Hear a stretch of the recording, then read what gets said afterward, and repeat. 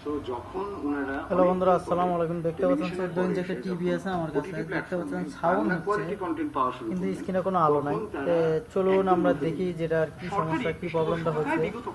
আমরা সার্ভিসিং করে আপনাদেরকে দেখাবো।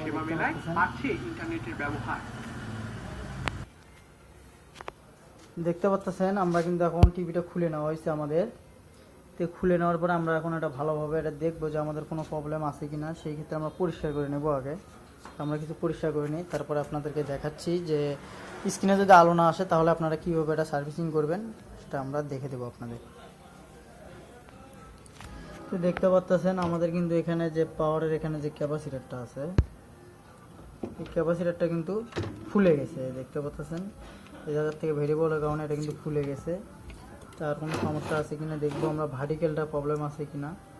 আমাদের যে ক্যাপাসিটারটা আছে এই ক্যাপাসিটারটা আমরা দেখাতে পাচ্ছি না, ক্যাপাসিটারটা ফুলে গেছে। এই যে দেখতে পাচ্ছেন এটা কিন্তু ফুলে গেছে। এটা ফুলে যাওয়ার কারণেই কিন্তু এই সমস্যাটা দেখা দিচ্ছে যে স্ক্রিনে কোনো আলো নাই।